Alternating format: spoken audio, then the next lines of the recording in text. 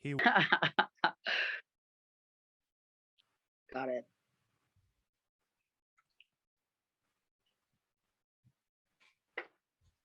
All right, I can't hear you now. Yeah, I'm not talking. Oh, yeah. I'm like, are you talking? All right. Welcome to the Wildlife Club. I'm David Wild, and this is Sian Kelly. How you going? Hi. Good. How are you? Oh, Both coffee. yeah, good with coffee. So obviously, I wanted to talk to you because you've been doing some pretty interesting things with your parties, but not only that, you sort of work in the around the mining industry and do personal training and a bunch of other stuff. So I wanted to know really how you come into the world of wanting to run your own business rather than just be an employee. Well, at the moment, I sort of I have my own businesses and I am an employee. So you sort of do both. And then once you're doing both, you start to realize that you are actually capable of just doing one if you decide to just focus on that. So I'm trying to get out of working for the man eventually, obviously. But for the time being, you kind of have to juggle as much as you can to then be able to then get out of that. So basically I'm putting in like a lot of work and my head is in a lot of different like pots at the moment. Trying to just basically figure out what I'm passionate about rather than caring about what's going to get me the most money. So yeah, currently working obviously as a personal trainer up north. And I actually do enjoy that job though. That's the thing. Like everyone hates mining, but if you did my job, you would actually like it. So everyone's like, I hate FIFO and I hate being on the tools and stuff like that. But my job just requires me to be in a gym and to look after it and to then personal train all of the work. So like I actually do enjoy that. But obviously the end goal is to have my own online business. So then when the borders do open up, I am able to make up for lost time and I can work sort of anywhere. Yeah, brilliant. So you're a personal trainer in the mines, basically. Yeah, so my job is I'm a life coordinator is what they call me. And I just basically run the gym. It's pretty self-explanatory. It's like I was a gym manager for 2.5 years. So it's basically exactly the same as that, but up north. Obviously, there's a few little different things that you have to do. Like I don't know if you've obviously worked on a mining company as well. That they hold events. So the person that runs the gym is also in charge of holding all of the events as well. So all of the social side of things is what I do. Yeah. So it's a perfect job for me because obviously I hold social events and I'm a personal trainer and I run classes and I've also been a gym manager. So it's basically all three of them put into one job and then I'm just working up north, which I actually do enjoy working up north as well because you have a lot more structure. You don't have as many distractions as when you're at home. So I eat very, very well when I'm up there. I train like ridiculous amounts because you're working 12 hours. So you do have a lot of time up there to really focus on yourself and to get shit done inevitably. So, yeah. Okay, so how did the parties come about? One day I was literally in the shower and I was listening to a song by Hockey Dad called Join the Club. And I was listening to it and I just came up with this idea. And then the next day I messaged the indie bar, which is where I hold majority of my events. I've only had 3, obviously, because of COVID. I started just at the beginning of COVID. Like, I remember my party, like, people were talking about the coronavirus, and I thought they were talking about, like, I thought they were joking, and it was like the beer Corona. Yeah. Like, I was just like, I honestly, we thought it was a joke. So I luckily held my first event just before that, and then I've held one during, and then I'm holding another one now. So this is my 3rd one. So In a space of 2 years, I've held 3, but I probably would have held more if there were the COVID obviously didn't happen. But so yeah, I just literally came up with an idea and then I just made it happen. I had like no experience whatsoever in events or anything like that, but I just have a lot of balls and I back myself, and then I got it done and I sold it out. So that was just basically it. I just like had an idea and I ran with it, and I just like just did everything I think I needed to do to make it successful. I think the only experience I had was in marketing.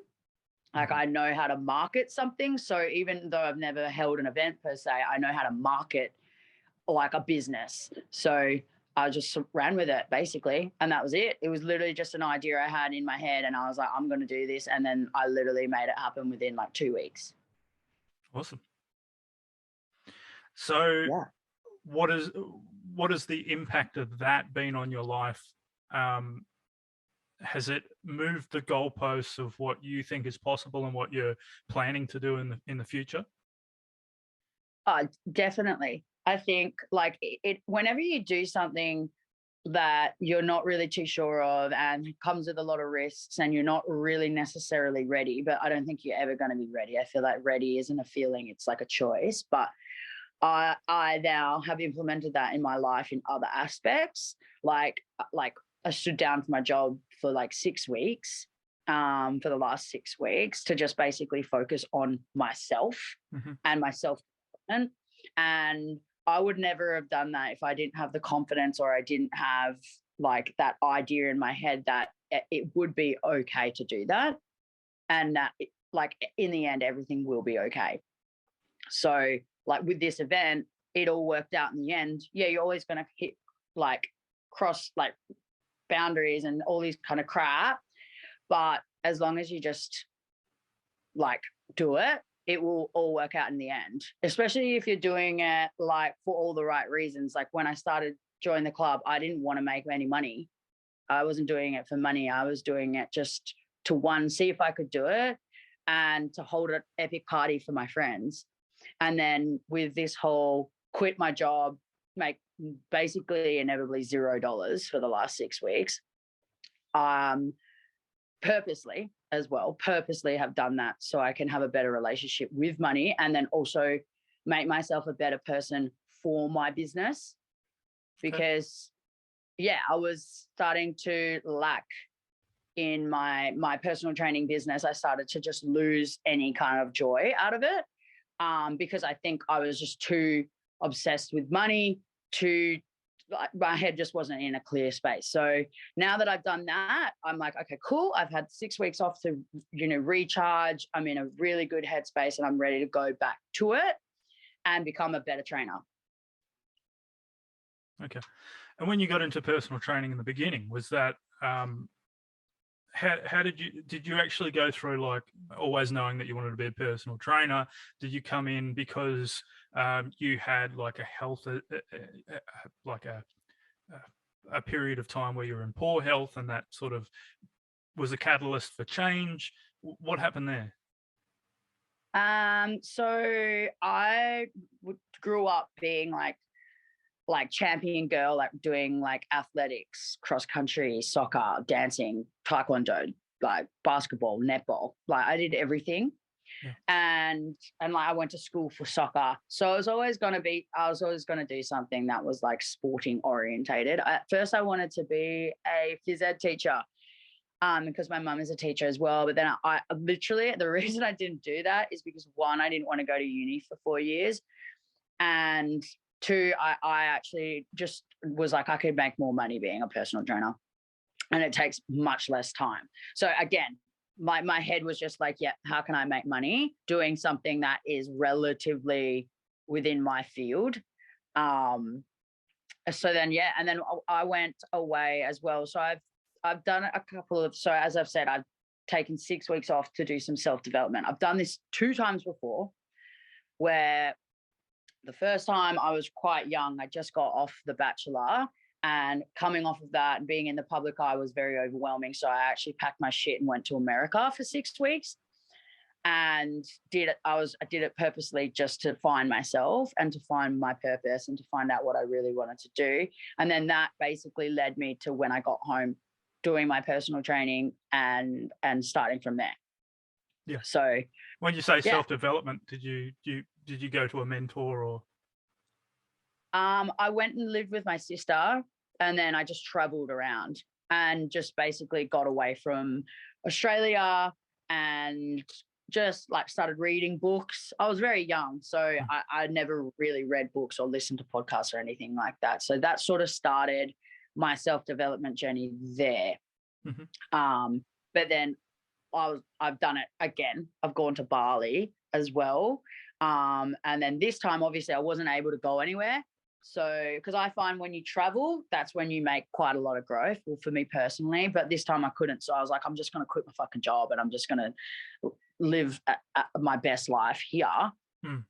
Still, obviously, like I'm still sort of working. Like, not going to lie, I still do like meal plans and fitness programs, and I'm doing my podcast and I'm doing this event, obviously. But for me, that's a quarter of what I would usually do. Yeah. Okay. So when you say you're the books that you're reading, what sort of books were you reading? Personal development books. To be honest, they're the only books that I really read. Anything stand out? Anything come to mind? Just a lot of Bernstein stuff. Like, she really, really was like, I just read all three of her books. I remember that's what it was. I read my sister's book as well. And just being around my sister as well, she's very woke, if you want to say. And she's very, very successful entrepreneur. So just being around her as well and being around the life that she has definitely gave me more drive for when I came home to then actually start to implement it into my life. And I've always wanted to be very successful, and that's like my highest priority. Does your sister's first name start with a P by any chance? Yeah. I just realized who your sister is. Yeah, I know. So she's very successful, and my brother is as well. So we've always been very driven to do that. But I've also learnt from them as well that you do need to have to like make yourself a priority and have time for yourself to be successful in the end. Like, you've got to understand yourself and understand your purpose and understand your why and all that kind of stuff to then be able to actually be really successful. So this is why I've taken these 6 weeks off, and it was the best thing that I've ever done. Like, I was like, no, I'm feeling unaligned. I'm very clouded. I don't know what direction I'm going. I've got too much shit going on. I need to like take a step back and actually just look inward and then go from there. And I think I have a good idea of like where I want to go, because obviously I've got an events business, and then I'm like, I'm doing my personal training, and then I work up north. Like, I've got a lot of shit going on, and I just was unsure of where. I had too many options basically, and I didn't know what was making me happy. So to be able to figure out what was actually making me happy, what I missed the most, going full cold turkey, basically. Not like didn't go full cold turkey, but compared to what I usually do, I'm doing a million things in a day to doing, like 10 things. It gave me the opportunity to really understand what path I wanted to take, which is on my online business is going to be my biggest priority. But I find that my podcast will kind of go hand in hand with that as well. And I do feel very aligned with that. Whereas working up north, like, I do like it, but at the moment it is just for money. What I'll do is I'll drop in a screenshot of your podcast right here. Yeah. So just introduce us to your podcast as well. So my podcast is fairly new. I've been wanting to do this for a while. But yeah, I just didn't really have the confidence to do it. So part of like also my self-development gave me a lot of confidence to do it, and also a lot of time to then start to do the podcast. But yeah, basically it's called the Vlog Blog, and it is about Just my opinions and my thoughts on a lot of things. And also it's like a self-development podcast, but it's also very raw and real. Like I swear quite a lot in it. And like I'm a personal trainer and I'm a wellness coach, but I also do have a party event. Like I'm not just one. I do both. Like, and I basically am trying to explain to young women that you can still be, you know, into like meditation, wellness, your fitness, all that kind of stuff, and still go and party and have both.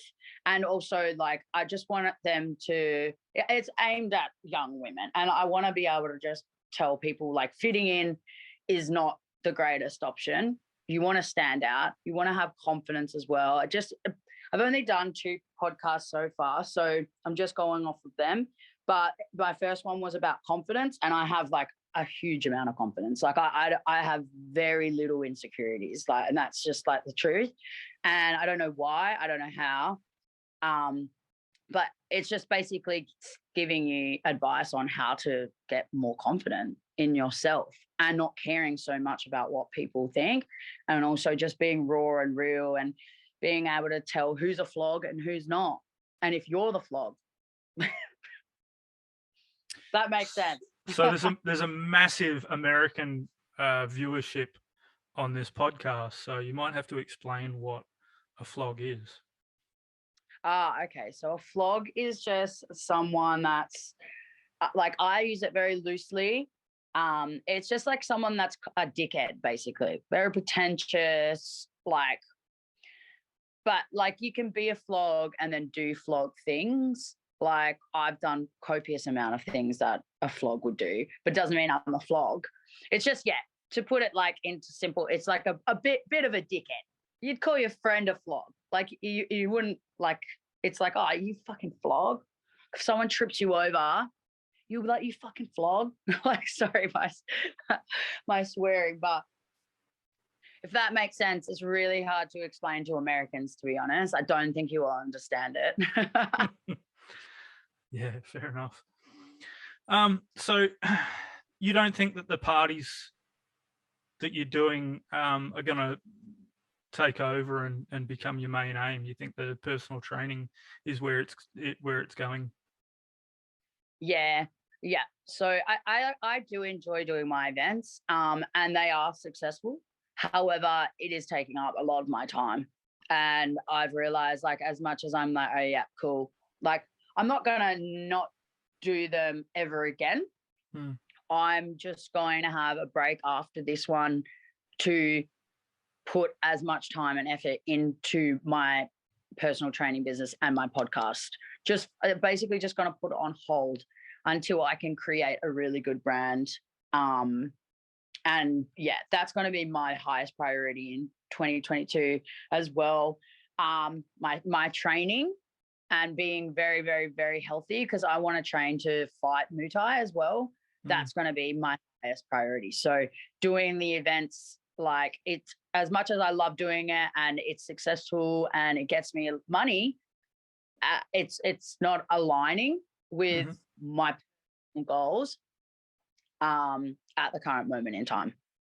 That's interesting. I just had a phone call last week with a guy about training MMA for a fight. Oh, really? Yeah, going to film it all and make it all like a video series for the Wildlife Club.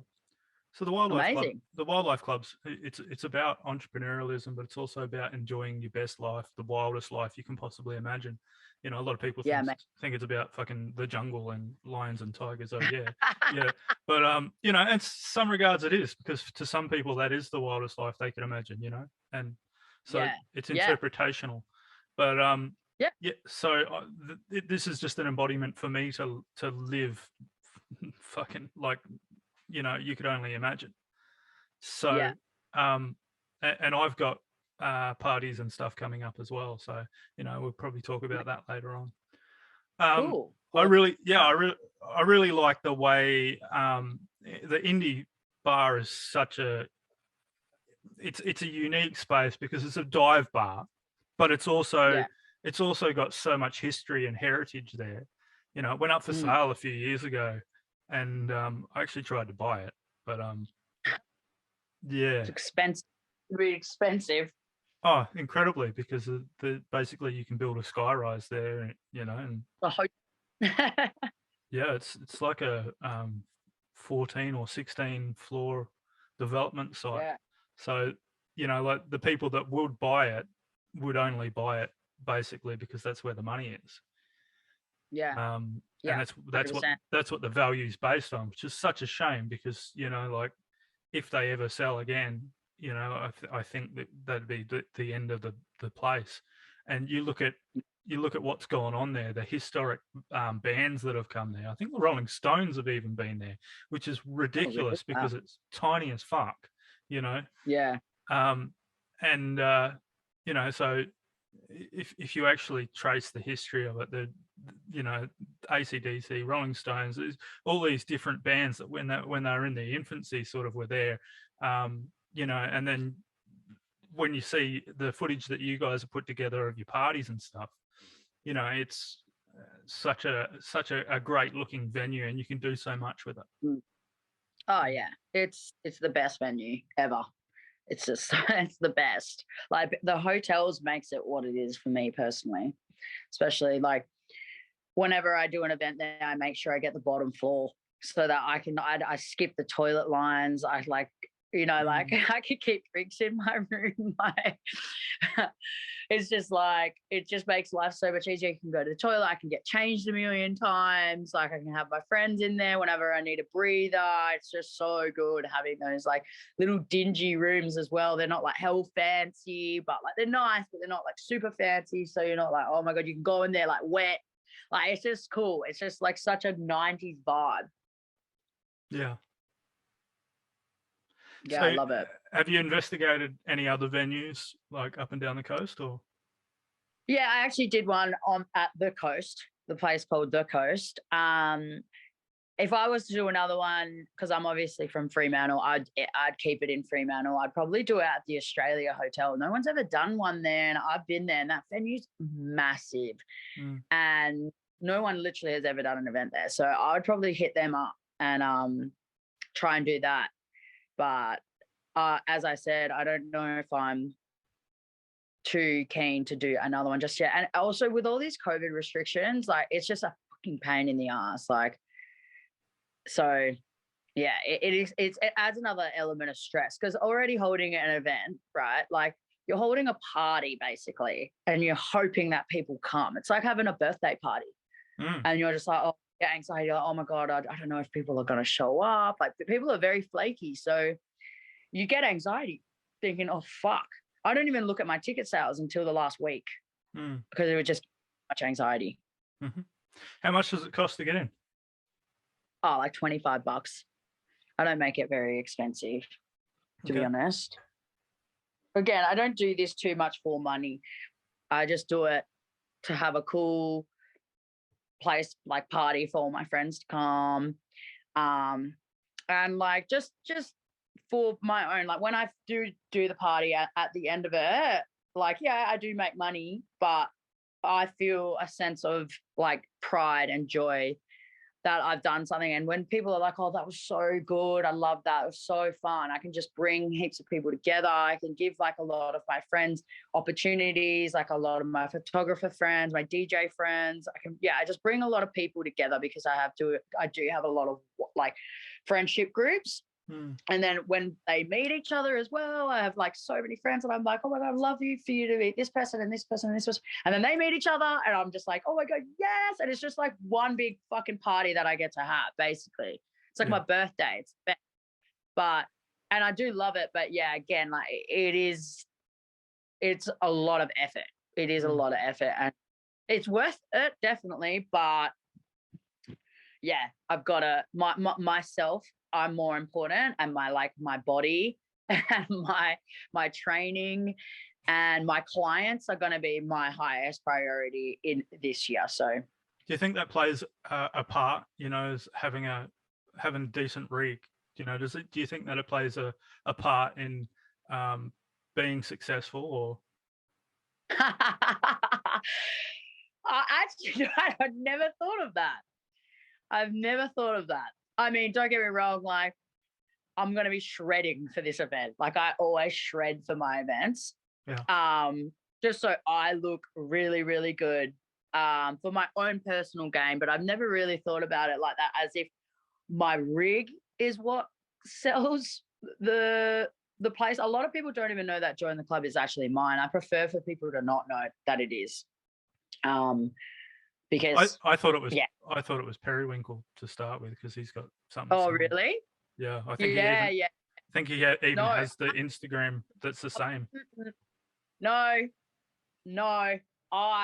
The name Join the Club happened before his Join the Club. I know what you're talking about. Sorry, Perry, but I created this like 2.5 years ago. So Yeah. no, but different things. But I can understand why you would think that. Nah, Yeah. Periwinkle legend, and he's done incredibly well for himself. But no, unfortunately, it's not Perry's. I wish that he would do the photography for it, but he's just too busy. Yeah. He's booked and busy. Know the feeling. So yeah, look, I think that plays a massive part, because you are effectively like the medium of marketing. Your Instagram is the method of delivery, and the pictures that you put up and stuff, plus most of the followers. I'm going to imagine you've got maybe 60-70% men following you, if you know. Yeah, 60%. 60%. That's not bad, but you do have a massive network of girlfriends as well. Yeah. So it's actually pretty even, if I'm honest. It's a little bit more men, but surprisingly, compared to the photos that I'm posting, right, a lot of them are in bikini. And I'm not posting them to like impress guys or anything like that. That's like the last thing that I'm posting it for. But it's summer. I'm always in a bikini. Usually that's when I'll take my photos. I do train very hard to have a body that I do. So I do like to show it off. Whether or not, yeah, whether or not whether or not you are doing it for that is an effect, So it like I said, like that is the marketing tool. I think becoming as fit and attractive as you can, I think it becomes like a multiplier effect. If you're naturally charismatic and you've got charm and all this sort of stuff, and you're, pretty average looking when you could be, absolutely like a fucking Greek goddess or a Greek god, if you could choose the two, like one would have a multiplicity effect on the original thing that you're born with, the gift of the gab or whatever, So you have to work less hard, I suppose. And people will go, oh, that's not fair. These people are born with it. But fuck that shit. Most people that actually have great rigs and stuff work pretty fucking hard to maintain that. Oh, yeah. I work insanely hard. So, yeah. That's why it's more, I'm a product of the product as well. Because if I look really good, I'm a walking product for my personal training business. Yeah. I like, if you someone and they're overweight, you're not going to be like, I want you to personal train me. I've said this before and I'm not afraid to say it, but if you're a fat personal trainer, like you should get another job. Like I used to live with one. Nothing against fat people. Nothing at all. It doesn't even necessarily mean they're unhealthy. It doesn't. And like, I'm talking about like big bodybuilders and stuff like that, very stocky people that are very strong. I'm talking about very unhealthy people that are in the personal training game for money. And like, I've met heaps working up north. So many of the people that do my job are so out of shape. I've never seen them pick up a fucking dumbbell in their life. I see what they eat as well. They're the type of people that just should not be doing what they're doing. They're obviously doing it for money, and like working up north, I mean, you're not trying to get clients, I suppose, but it's just weird. Like I train so hard because I want to be a product of the product. I want people to be like, I want to look like that. And then be like, knows how to get herself into shape. She knows how to maintain it with also still being party a shit ton. So it's like, obviously I know what I'm doing. And that's kind of like how I do sell myself, is because I can do both. And that's basically my niche, is to be able to, like, you can still have a good time and not have to like cut off your social life and still be very, very fit and healthy and shredded, but you have to work very fucking hard if you want to have both. You can't have both. Like, it's like I live an 80-20 rule. 80% training, clean eating, and then 20% like I can do whatever the fuck I want. Yeah. But that I had to have that 80%. If I was to go 100%, I would be absolutely shredded to pieces. And I can get to that, and I will get to that. I can do that. But obviously it's summer, I'm enjoying my life, and I will eventually get to that 100%. I will. But at the current moment in time, I don't want to. I want to be able to enjoy my summer. So I allow myself 20% of my life to be able to go out and drink with my friends, have cocktails, go and order whatever I want from the menu, and know that I'm still going to be all good. I'm going to go train tomorrow. I'm going to go for a run tomorrow, and I'm going to go to the gym tomorrow. I'm going to eat this. I already know what I'm going to be eating tomorrow. I already know how many calories. I know if I have to fast, all this kind of stuff, but that's my job. So for me, it's easy, and I don't stress about it. Whereas a lot of other people would have a really bad mind frame about food and about exercise and about being able to have a social life, and they go so crazy with it, they get so strict with it. And I've done that as well, but I've realized having this balance actually does me, it works better for me, to be honest. I realize I don't really lose that much muscle if I miss a training session and all that kind of stuff. So that's what I'm focusing now on. My rebrand is focusing on having a social life and also still getting a lot of gains and results, but really, really emphasizing on the eating and mindset around that, especially for young women. That's my niche. And like them being afraid of eating carbs and like I won't go too far into it, but yeah, that's basically my niche. Does fasting play a big part in? Not at the moment. Definitely not. I'm not. I had a coffee this morning, right? I'll fast till 12, and that's it. That will be it. But for me, that's not really counted as a fast. So black coffee? No, it's got a little bit of almond milk in it, just a little bit. Okay. But yeah, so that's what I mean. It's not really like a fast, but if I wanted to fast, I'd do it properly. But this is what I mean. I'm sort of just waiting till I get to February, till after my event. And then that's when I'm going to go all guns blazing into my training and into my health. But at the current moment in time, I just don't need to worry about it. Yeah. I'm all good. It's no bother right now. Yeah, but right. If that's focus, I'll make it my focus and I'll go 100%. But at the current moment in time, I don't want to do that.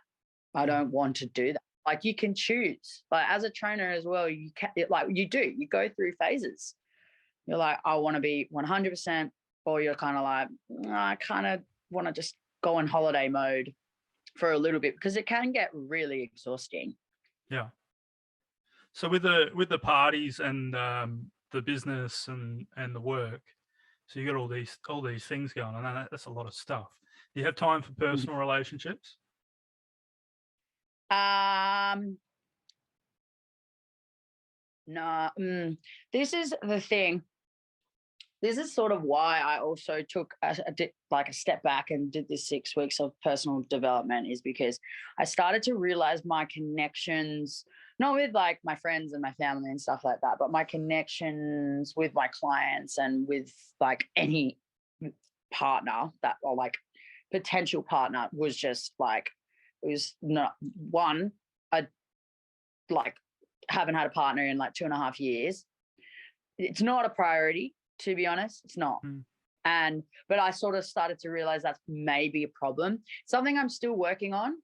But yeah, it's just, for me, I was raised to be successful, and having a partner was never in that kind of like, I don't see having a partner being like that, means you're successful. So like, I'm like, cool, yeah, you have a partner, like, yeah, sick. But I just haven't met anybody good enough, if I'm honest. And I'm not going to settle because I love myself so fucking much. And like, everyone's like, oh, we know you love yourself. And I'm like, yeah, good. I don't care. Like, I love myself too much. I have way too much self-worth to ever settle for just anybody. So I will continue to be alone for as long as it takes until that person comes my way. I'm never going to go searching for it because, as I said, success and myself are my highest priority. A partner and a family, not a priority, unfortunately. But it is something that I am working on. I've been working on trying to focus on my connections with people. I have tried to put myself back out there because I've been closed off for a very long time. I haven't really tried to look for a partner or like even gone on like dates and stuff like that. I just like don't do that. But yeah, it's weird. It's very, very weird because I didn't realize how important a relationship is to some people. Some people, it's their life goal to get married and have children and have family. I'm like, what? And now I'm starting to slowly realize that. And like, if a guy was to come my way and I like fell in love with him and I loved him so much and he had a lot of the qualities that I was, looking for in a partner, I would maybe consider getting married and I'd maybe consider having children. Wow. But because it happened, it's hard for me to be able to envision it. Do you think do you think there's a dysfunction in society though? Like a lot of people around your age, a lot of women around your age and younger, have never been on dates before. There's this huge dysfunction, like from the generation prior, where women were actually like romanced and they went on dates and stuff. And now girls will not go on a date unless it's to the pub. I've got to have alcohol. No, I'm not going on a date unless we're going to Nobu. Like, I'm not. Nah. I don't actually. No, I don't think about it too much. I think about it more with how I was just raised and my childhood. And like, my sister is married. My other sister is married. They have children. My brother is in a long-term relationship. So it's not necessarily like how we were raised by the same person, but that's just how I personally have been. I think your parents only have so much of an influence, though. You've got society, you've got your friends, you've got TV, you've got all these different influences. Parents do play a big role, but society, and then you've got Tinder, and Tinder, I think, is a massively fucking toxic fucking addition to the mix as well. Yeah, for sure. Yeah, I don't know. This is the thing. This is the hardest thing for me with my self-development, is trying to go through my you must get hit on when you're at these parties, like, surely. Okay. You must get hit on when you're at these parties, surely. I wouldn't know. You're oblivious to it. I'm so oblivious to it. Okay. Like, so oblivious. I do go out to have fun with my friends. Even when I had a partner, he'd be like, we're going home. And I was like, no, we're not. I'm going to go and continue going and having fun with my friends. I will never choose you over myself and what I want to do. Like, you want to go home, cool, see ya. I'm going to continue having fun with my friends. That's like, my friends are a huge priority for me. My connections with like my friends and my family are huge. But when it comes to men, I just don't have that same like want to like, unless I was to find that person. But again, I just have not found that person. So until I find that person, like, I'm trying to work on it. Like, I am trying, but it's a very slow growth for me for some reason. But I'm getting there. I've put myself out there a little bit more in the last couple of months, I suppose, as a part of my self-development journey. I've told myself, you have to try and put yourself out there, because it's not something I don't want. Like, I definitely do want a partner, but because I've been single for so long now, it's like, I'm not bothered by it. Yeah. And two, unless they are literally like a fucking 10 out of 10. I'm not kidding. I'd rather be alone. I'd be happier alone. But do you find yourself being attracted to people when you're out? Like, is it? Oh, yeah. Yeah, definitely. But I'm borderline asexual. Like, I find girls attractive. I find guys attractive. But yeah, I'm more of an emotional connection kind of person. And I need someone that has a lot of initiative as well, because I tend to find whenever I get into a relationship, I do everything. And yeah, so it's tough. I just have ridiculous standards. And I suppose I'm just sort of like got a lot of self-worth to the point I'm not going to lower my self-worth or my standards just to settle for something. And then it really get like break up with them or whatever. Like, I don't know. I think monogamy, I'm just like, meh. Meh.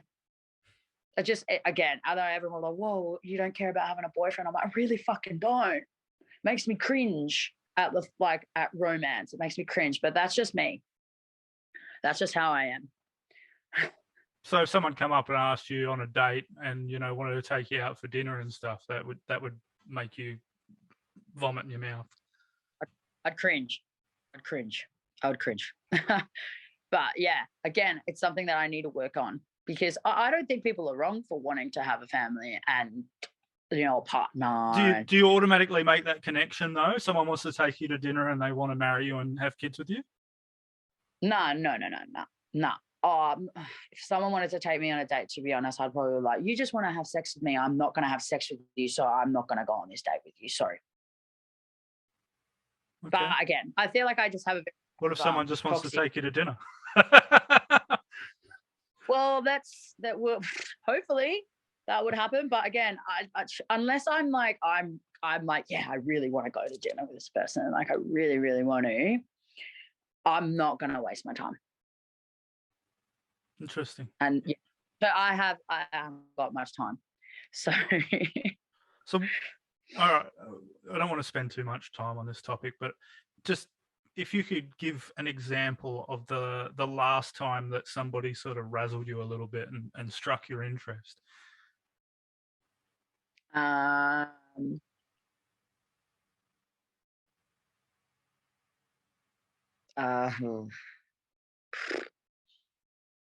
Never. Really? Never. I don't know. I can't remember. I actually can't remember. My ex. So what which was 2.5 years ago. Was that? Yeah, okay, but was that just like he was in the friend circle already, or? Yeah, we were friends already. Yeah.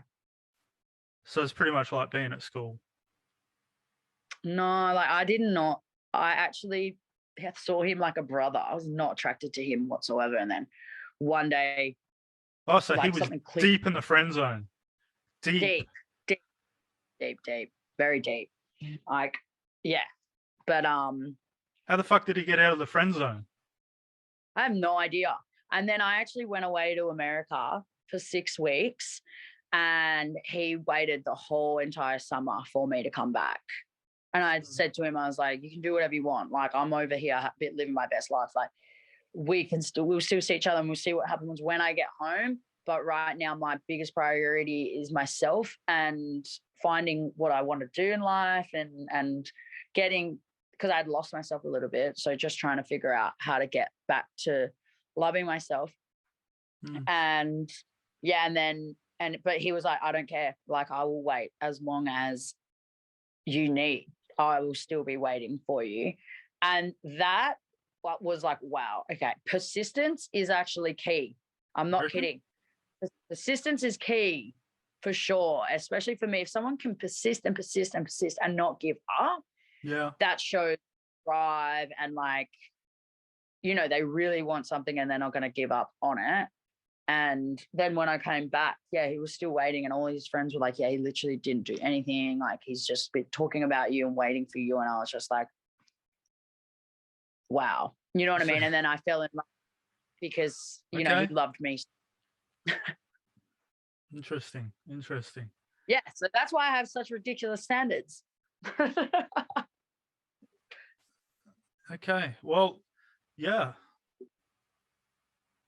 I find it interesting that he broke out of is he back in the friend zone now, or?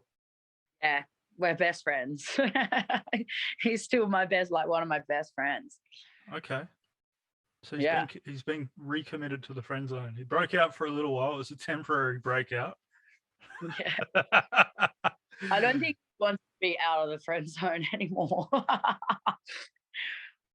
Mm. That All right. ship's out. This has been an interesting chat. Yeah. Mm.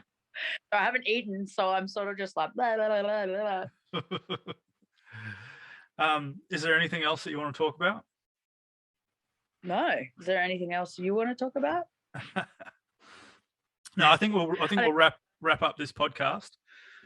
It's been a good little chat. Yeah, gonna come to my party? Possibly. You're going to come to mine? Yeah, of course. Of course. All right. Well, look, we'll wrap this up here. I've put all the links to your events and your Instagram Oh, thank you. in there, and I'll link would you like your personal Instagram or the club as the first comment link? Probably the club, maybe. Okay. All righty. Thanks very much, Sian. Awesome.